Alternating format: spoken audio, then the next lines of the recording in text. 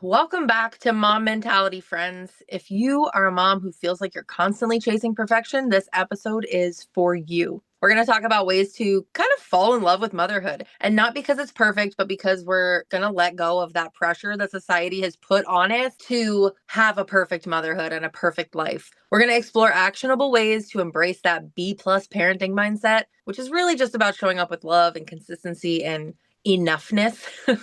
Plus, I'm going to share some simple resolution ideas that you can make for the new year to bring more joy and hopefully ease to your journey. Welcome to Mom Mentality, your virtual village of support. I'm Jessica Campbell, your family wellness coach, and I am committed to helping you prioritize your and your family's well-being. This podcast will be like your favorite ladies group chat come to life. We'll share the ups and downs of life for moms just like you, get real advice from coaches and experts, and I'll pop in with my own stories and tips on everyday challenges to the big questions. Whether you're juggling work from home, balancing adult life with parenthood, tackling ADHD, yours or your kids, or just trying to catch a breath, Mom Mentality is your spot. Okay, you guys, this is a totally random side note, and I'm totally going to leave this in here, but I have squirrels that keep trying to get into my bird feeders. And I just saw this big old fatty. He looks like he eats just fine, trying to break into my bird feeder that has, it's like supposed to be squirrel proof. And I think it is. I think it's doing a pretty good job. But he has been over here fighting to get into this thing on and off for a while. And now he's like calling his little buddy over. Oh, they're so cute. But like they have destroyed so many of my suet things. One, they like pulled out into the street. He got run over. Goodness gracious. Anyway, I digress. Let's get back into this. Happy New Year. Okay. Let's start with the biggest myth is the idea that we need to be perfect as mom. You know what I mean? Those Instagram worthy playrooms, the organic lunches, the constant engagement. Listen, I love Bluey, but it's so unrealistic to be with your kids and playing at that high of an engaged level all the time. It's one of my favorite shows, and yet it's also highly unrealistic on how intentional those parents are, especially knowing that they're working. It's freaking exhausting. The truth is that chasing perfection really doesn't make us better moms, and it actually usually makes us more stressed and way less present because we're always worried about chasing that next thing. It's like that moving measuring stick to what happiness needs to look like in your life. There's actually this concept in psychology called good enough parenting, which is exactly as it sounds. It's the idea that children don't need perfection. They just need us to be consistent. We need to love them, and they need someone that can meet their basic emotional needs most of the time, not 100% of the time. It's actually good, and it helps build resilience when things aren't perfect for them all the time, most of the time. And that's where the idea of B plus parenting comes in, because it's really more about letting go of the A plus standard that we've developed over the years of everything needs to be the best or you're just not doing good enough. And it recognizes that B plus is more than enough. Like it's above average. It's enough to raise resilient, happy kids, and it's enough to create a loving home, and it's enough to feel good about yourself as a mom. Think about this. Do you remember maybe your favorite teacher from school? Were they perfect? Probably not. But what made them special was how they made you feel, the connection that you had with them. That's the same thing that our kids need from us. They need us to feel loved, safe, and seen, not have moms who check off every single box on some impossible checklist. I know myself, I have struggled with perfectionism in a lot of different ways. And I think a lot of us do because we're so swarmed with social media aesthetics and this idea of like a 10-minute video showing us that people's lives are perfect and they're just not. And I've noticed my kids even fall into some of this. They want all the toys that they see these kids on YouTube opening up. And I have to explain to them that those kids are also getting brand deals. So they get stuff for free. It's not that they just go to the store and get whatever they want.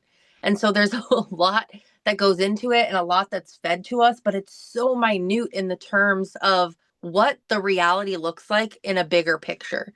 And so now that we're talking about letting go of that perfection, I want us to explore how we can really fall in love with our motherhood and like really love it, not just survive or tolerate our kids, but to really enjoy the journey that we're taking with them. I've seen a lot of posts around like holidays or just on mom sites in general where it's like, you know, it's okay to take a rest or whatever the saying is, but then it says your child's childhood is also your motherhood, and that couldn't be more true. you have to take care of you too, because yes, you are raising them and this is their childhood, but it's also an experience for you too, and you should enjoy it. So, a couple of things. Number one, reframe motherhood as a relationship and not a checklist, especially when we're caught up in perfectionism. That checklist becomes a like blinding light that we think has to happen, and it's just this unattainable goal that we get, and then we get stuck in our head and we get stressed out because things don't go the way we want them to. I have fallen into this trap many a times, whether it be in parenthood or other things. When we went to New York, we got there and I just kept telling my husband, this is not magical.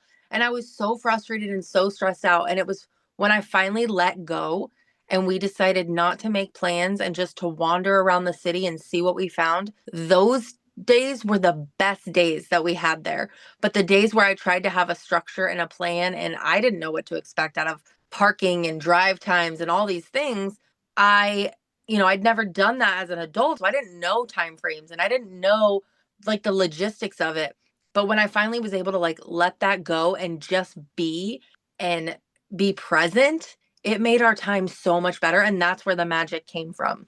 It's not about getting it all done. It's about the relationship that you're building as you go. So it's really just when you're looking at it as a relationship, it's prioritizing more connection over that control. So instead of worrying about whether the house is spotless or whether you've got enough magic, you allow the magic to come through that connection and through being present. A simple action I want you to take from this is to start your day with like mantra, something like connection over perfection. And yes, it can sound cheesy, especially if you're in the realm of a lot of mental health. Sometimes you hear those things, it gets redundant and it can feel kind of just like bleh or woo woo. But you can pick whatever resonates with you. But starting your day off with something that you can hold on to as like your guiding light when you get overwhelmed, it will help you kind of guide your choices through everything throughout the day. Number two is find a little bit of joy in everyday moments. One of the things that we do as a family is we always say what we're grateful for at the end of the day. Sometimes my kids get hung up on that, so we'll shift it a little bit to like, what made you laugh today? What made you smile today? How did you have fun today? So we kind of switch up the words, but the reality is we try to find joy from everything throughout our day and find things that even in the worst days made us happy or helped us feel good in some sort of way. It's so easy to get caught up in like the hustle, which I went through a whole phase of like anti-hustle culture and, slowing things down. And I still resonate with that. I understand that there's a time and a place for certain hustle, especially now as a business owner with launches or, things like that. There is a time and a place, but hustle is not meant for your family. I don't think. I think that hustle is meant to, be in sports when you hustle in from the outfield or, when you, like I said, when you have a launch or when you have something that needs to be done quickly, sure, you might have a hustle. But when it comes to connecting with your kids, hustle can be so toxic because it just consumes the dynamic of the family.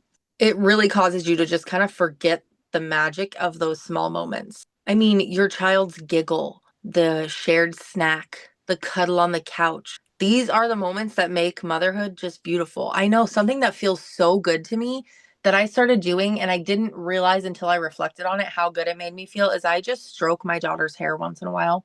And I didn't get that as a kid. I didn't have someone randomly coming up and like rubbing my back or stroking my hair.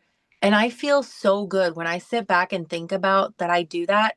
Sometimes not even thinking about it, I just do it. Like it just comes so natural for me. But when I sit back and I reflect on that, I feel so good knowing I've made even that tiny bit of physical connection with her as the day goes on. So we keep that connection even when it's not spoken. But without reflecting and taking the time to sit back, I would have never really thought about it. And so maybe something like that doesn't come up for you. But your action that you could take out of this step is just take 5 minutes every day to be fully present with your kid. It doesn't need to be you being fully present all day, every day. If you can take 5 or 10 minutes a day to be intentional with each of your kids, doing exactly what they want to do, let them guide it, let them teach you something, or let them share a story with you. Just having that fully present 5 or 10 minutes can be a huge shift in your dynamic with your kids. And I'm talking put your phone away, get on their level. Again, do whatever they're doing, what they want to do. Let them lead you. The more you do that, the more you will see just how much it transforms your relationship because you're kind of stepping into their world and allowing them to welcome you in, which is really just a beautiful thing. And number 3 is to build a supportive environment. And we can't say this enough. It's said all the time. And believe me, I completely understand not having a huge village. That's another thing. I think that we hold to this perfection, like we should have a million friends and family around and everybody should be perfect and you should have all hands on deck.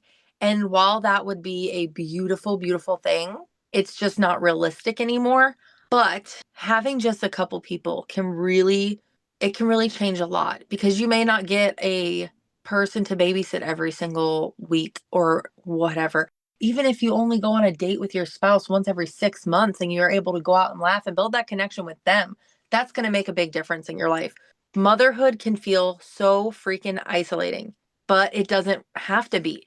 If you can find or create a support system that can make all the difference. So maybe you don't have family around you. Maybe you've moved across the country and you're in a place where you hardly know anybody. Find a babysitter. Get on something like care.com. I don't know if that's a reputable source, but there's like sites like that out there where people are looking for those jobs, maybe high school students, things like that.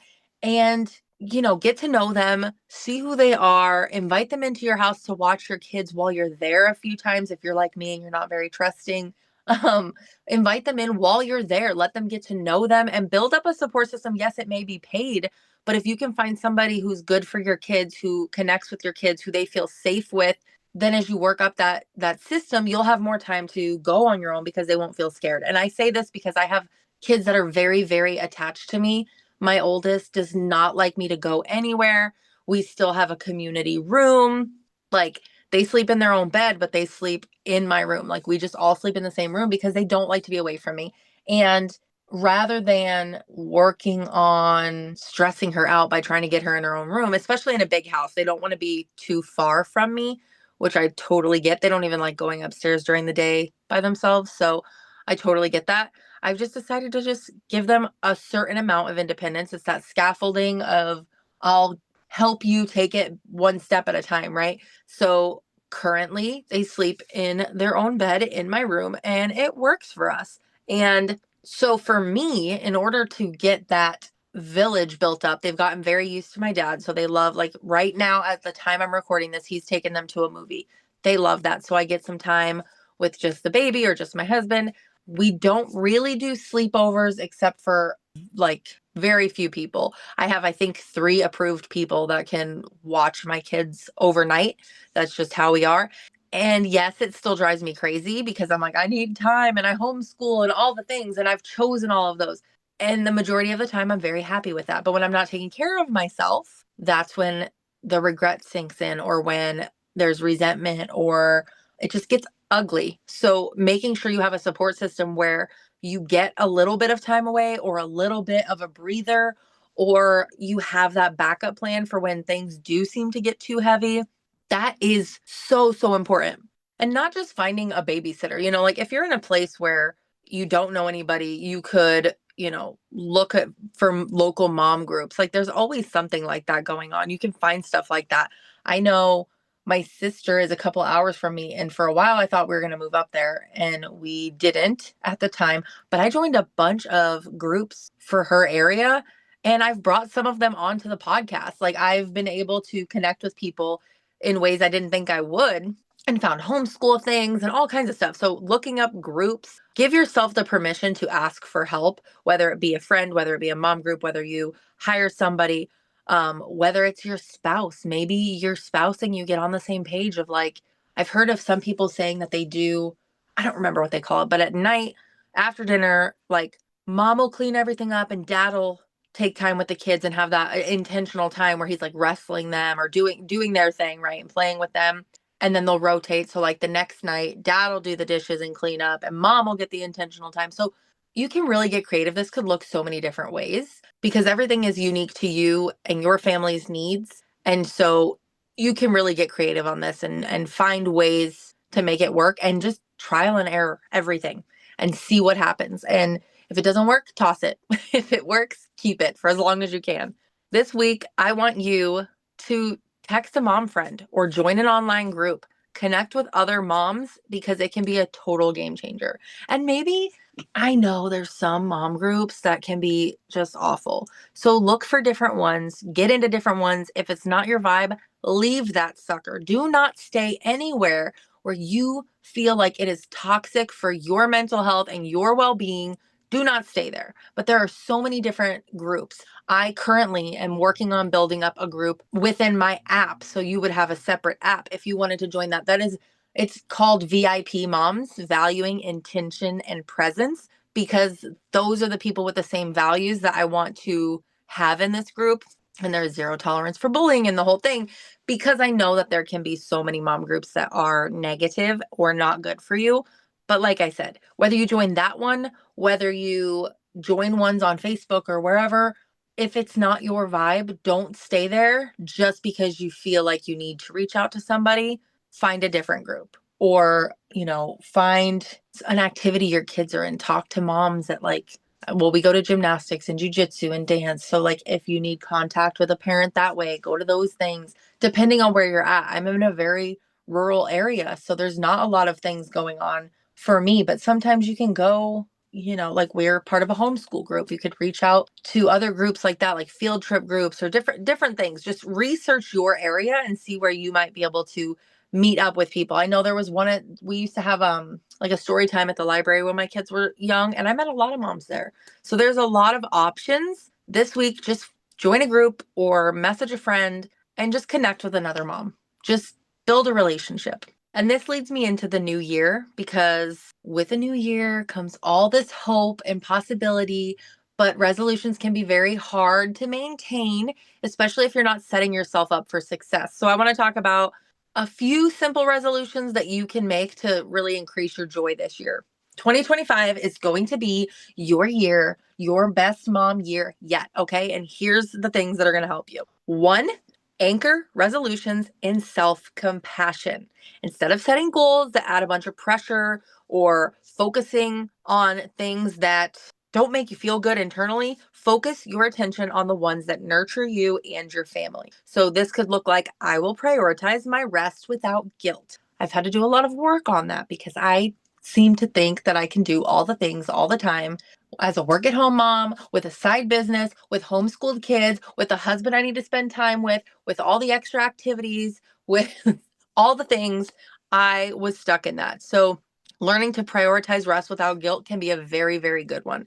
Or I will let go of what doesn't serve me. And it doesn't mean that you have to completely let go, because some things are easier said than done, right? Like I've had to lose people in my life. I've had to lose things in my life that I enjoyed. It doesn't mean that you're just going to suddenly go cold turkey and be fine with it. But it's about not dwelling, allowing yourself to feel what you need to feel, and finding the acceptance and knowing that it doesn't serve you and moving forward from that. You can still grieve through things that don't serve you, and that's more than okay. But it's also acknowledging and being intentional about moving away from things that don't serve you or people that don't serve you. A simple action for this one could be just writing one self-compassionate resolution and then putting it somewhere you're going to see daily, like a sticky note in the bathroom, on your fridge, mirror, phone wallpaper, whatever you need to do, putting it somewhere so it's not out of sight, out of mind. Number 2 is daily micro actions. I cannot tell you how much I love the idea of micro anything. I learned about micro quitting and or silent quitting people have talked about. And it's just these tiny things that detach you.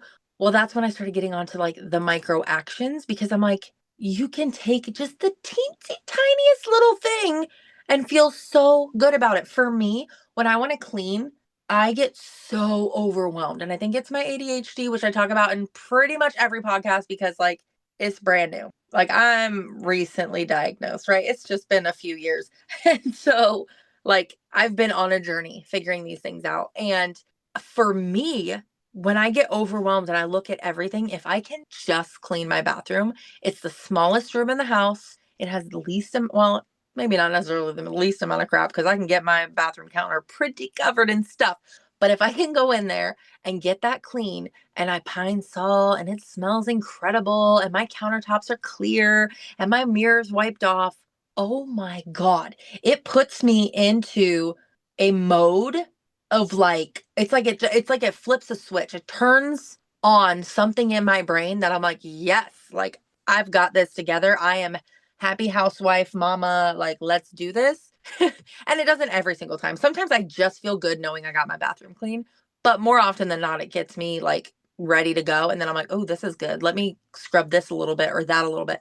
Just that tiny little thing can completely change the way I show up and the way I feel in the day. And so finding something like that for you can be super, super helpful. Maybe it's just that you literally take out cans of soda out of the box and put them back in the fridge so they look nice and aesthetically pleasing. Oh my gosh, it's the simplicity. Sometimes it's if I have a dog with a lot of dog hair. Like he's a Labski and he sheds like I didn't even know a dog could shed that much. Sometimes all it takes is to like go through my couch. I have a one of those hair scraper things to actually go through and not just vacuum, but to use that little scraper and get all the fur off. And then I look at my living room and it's like it's completely transformed. It's crazy how the tiniest little things can make you feel so put together. It's wild.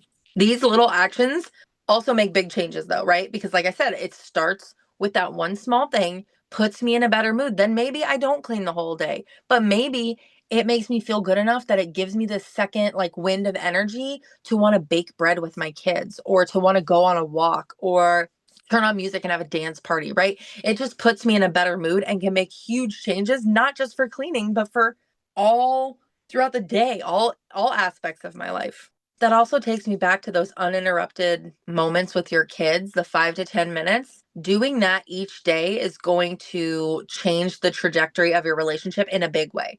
And, you know, they say consistency compounds. And if you've ever looked at those little like growth charts and stuff, it's like there's like a curve to it. So it might not show right away, but the more consistent you are with it, there will be like a big curve spike of like how deep and connected you and your child are.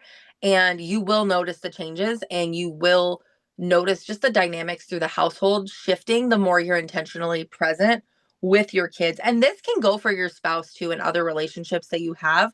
These principles are not just assigned to parent children dynamics. Connection works across the board. Whoever's important in your life, build that connection with them. My husband and I went to a comedy show and just being able to laugh with him made us feel so much more connected, which we had kind of been in that like phase with the holidays. We were kind of just living and going through the motions. Like we needed time to slow down and connect with each other. And it was great. So those things don't just have to be for your parent-child relationship. They can be for anybody you're around. And another small action, which I feel like is so underestimated, is, well, one of two things. You can choose this either way. You could either take 3 deep breaths, 1 deep breath, whatever. Take a breath before you respond to a tantrum or something difficult.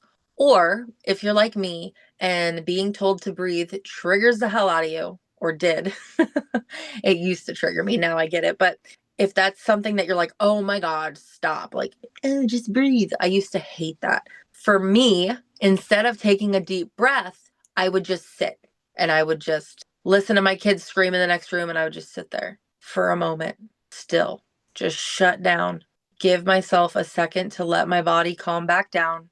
And then I would get up and I'd go in and I'd be like, hey, what is going on? Let's talk this out. Let's do what we need to do. Whatever. Let's have a conversation. Having that, what they call empowered pause, that will add up to. Because the more that you can take a moment before you react, the more consistent you're going to be in how you want to show up and the better your connection is going to be with your kids. And there's so many other micro actions that you could pick. It could be so tiny. It could be that you choose to be the one to read your kid a book every night. It could be you choose to be the one to wake your kid up every morning. It could be you choose to Well, for us, we always now, my middle, she really feels unseen, which is wild to me. She's the loudest and most in your face child in our household. But for her, she needs a lot more attention and connection. And so when we go to the store, when we go anywhere, we always ask her if she would like to come. And if if my oldest says she wants to do it, sometimes we'll switch it up and we'll let her go. Usually that's not the case. She usually doesn't mind letting her sister go. But that's just one of those things. It's so small and it makes her feel valued and connected. And it makes her feel like we want her there too. Like, not that she just has to beg to go, but we actually ask her now, do you want to go? Because we know she enjoys it. She feels seen and heard and valued because we do that. And it's not a big action. It's just so simple. So I want you to pick one of those micro actions and commit to doing it for the next week, for the first month. This could be a great resolution. Just pick one little tiny baby step that you use to move forward with your family. And then because you want to connect those dots and see where you're going, where you've been, it's so important to take a little bit of time at the end of like each month, each week, however you want to do that, and reflect. A month gives you a little bit more of an idea of how things are going. You could be reflecting weekly or even daily, but to see big picture, it's definitely a good idea to reflect at the end of the month and kind of see what worked well. This is why reflecting multiple times throughout your month makes sense. So like if you did it daily and you were like, okay, this is what worked today. Or if you did it weekly, that way you could try it every day for a week and then maybe 4 out of 5 times it didn't work. If you had reflected on that first day and it worked, you'd be like, yes. But if you look back at it on the week and you're like, oh, shoot, 4 out of 5 times it did not work, so we're not going to keep going with that, great. That's a good way to reflect. But when you do it over the month, you can have a bigger picture of that idea. And then you can kind of like average all that stuff out and really see what's happening. So what worked well, what felt really hard, and kind of use this as like a guide to adjust and pivot without judgment though. When you look back at these things, like it's not there for you to judge yourself or your kid. It's there to get the facts, to see the evidence and to decide with this knowledge, this is where I want to go. Or with this knowledge, how can we show up as our best selves or build our best connection? What, now that we have this right here in the palm of our hand and we're looking at it, what now? And when you can look at that and have all of that information, it helps you make a more educated decision on to where you want to go from there. I want you to set like a timer or schedule it in your calendar. Make sure you have something that keeps you accountable and use that as that simple action to get moving. Again, these are all very simple actions to get started, to move you forward because they're baby steps. And it's baby steps feel so much more achievable and build up that confidence for you to keep going. It's kind of like thinking of the new year. When people talk about the debt snowball, there's a reason you start with like the smaller numbers first to get to those bigger numbers. So if you want to like pay off your house, you would pay off your littler stuff first and then take that money and put it into the other payment so you could pay that off quicker. So it's kind of like that. Taking those little steps are way more achievable and you can see them happening quicker than you would if it was like a long-term thing. So staying consistent and committed to the small actions is what's going to get you the biggest results. When I work with parents or I talk with parents, even in just casual conversation, when they or we can embrace that B plus mindset, which I like to say B plus mindset because the whole good enough parenting, when I hear good enough, I think of somebody just being like, it's good enough because they just want to like half-ass it. That's not the vibe we're going for here. The vibe we're going for here is that it's okay to get a B plus because that is above average. So you do your best on that test, you get a B plus, and you be totally happy that you put all your effort in and you were still above average. And even the little bit of mistakes that you had were minute and it's okay and everything is golden, right? So not a good enough in a way of just like, let it go. Although in parenthood, like that's going to be something that would be very helpful some days. Like, I'm going to let that one slide. Right? Especially if you have like littles and you're pregnant or something. Woo, that's a rough one. I let a lot of shit slide when I was pregnant, especially with my third. But when I talk to these parents and I'm able to help them see more of that B plus mindset and like relax on some of what they expect to be, well, really perfect in their life, when I can help kind of talk them off that ledge of like everything needs to be perfect, They have so much less stress, so much more joy, so much more deeper connections. They can really thoroughly enjoy the journey and their child. They can appreciate motherhood more and their family more. And I honestly don't think that there's anything better than that, because we say we appreciate it. We say all the time, motherhood's a blessing, but like, do we act like that?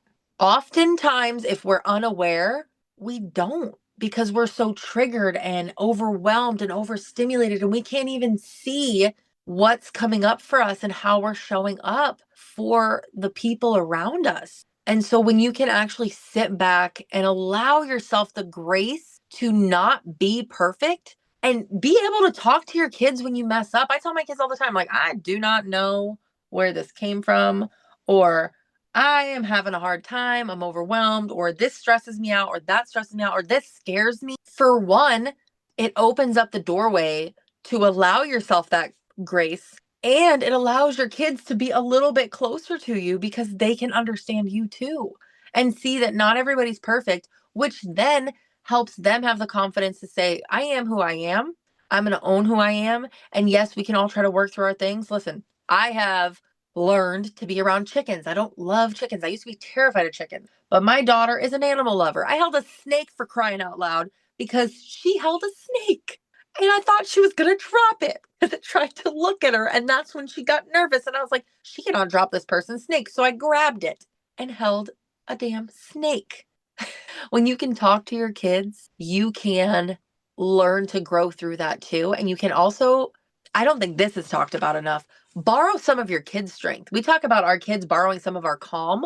We can borrow some of their bravery. That's the village. If we want to talk about villages, when we have the grace to not be perfect and we all show up just as we are and do our very freaking best, we can all borrow the best traits from everyone in our family and support each other to the point where we can have that growth in various ways. So listen, the truth is, you don't have to be a perfect mom.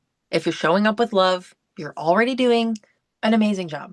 There are so many kids out there that don't even get love. If you're showing up with love and you're doing the freaking best you can, you're doing amazing. And I'll take that one step further to say, if you are feeling guilty because you think you're fucking everything up, you are an amazing mom. Because bad moms, I say that like loosely because, what defines a bad mom? But moms who are not good moms, often that's how we think of things in black and white, good and bad mom. Bad moms don't care.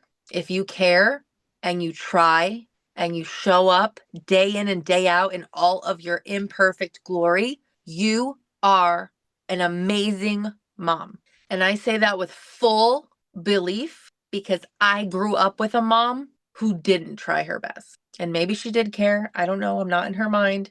But I've been a product of a mom who didn't try her best. And I've been a product of a mom who put her children on the back burner and left them. And if you're not leaving your kids and you're showing up and you're doing it, maybe you do go to the bathroom for 5 minutes and shut the door and cover your ears while everyone cries. That's okay.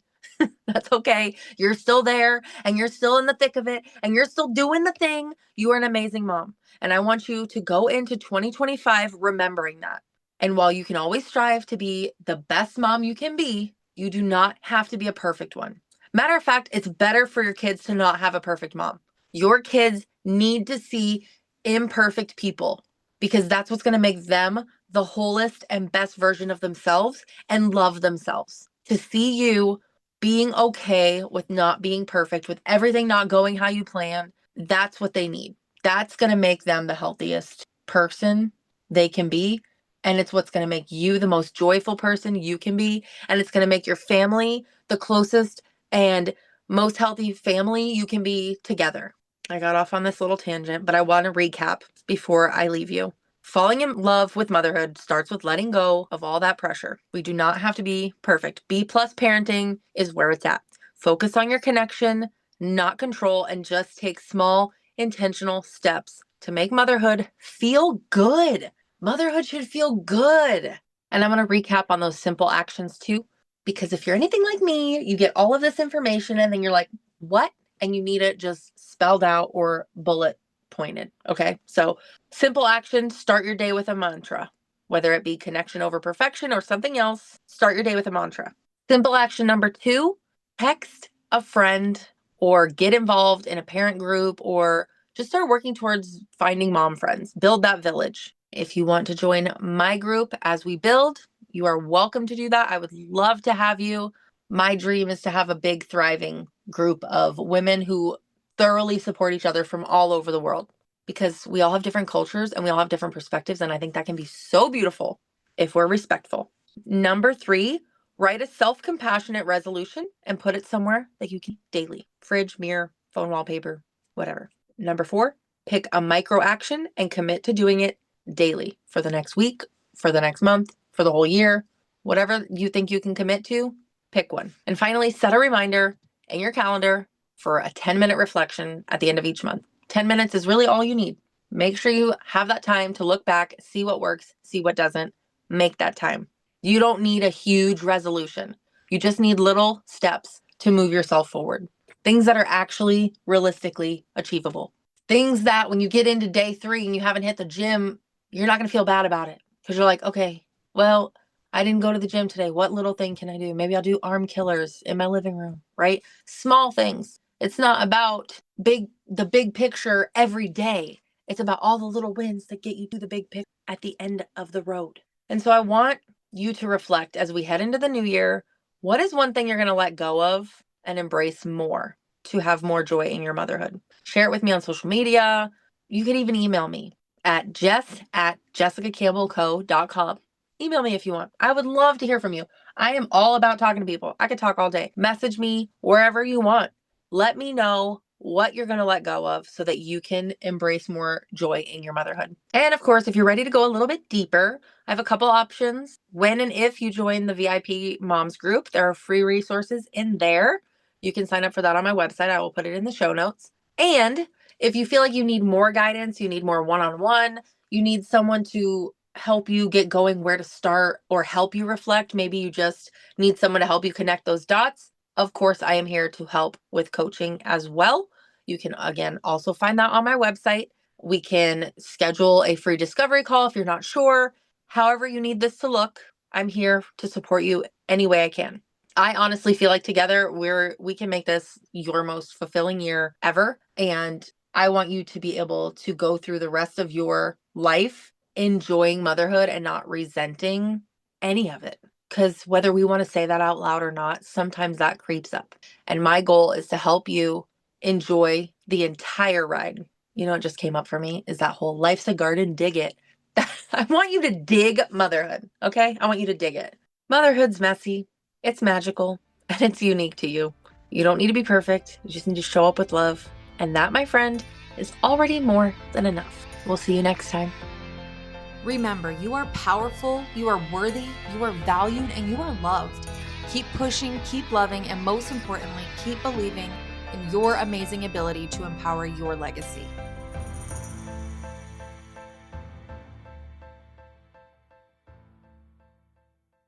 Y'all, he is back on it. Oh my goodness. You know, my kids actually named some of the squirrels, like every squirrel is basically Spidey. We have Spidey and Spin and Black Panther, and we do have black squirrels here. So we have Black Panther. And I tried to get them to name one T'Challa, and they were like, yeah, okay. But they never remember that. So we mostly just have Spidey, Spin, Black Panther. Oh, and Ghost Spider. Those are the names of these little freaking jerk squirrels outside my window. They're so distracting.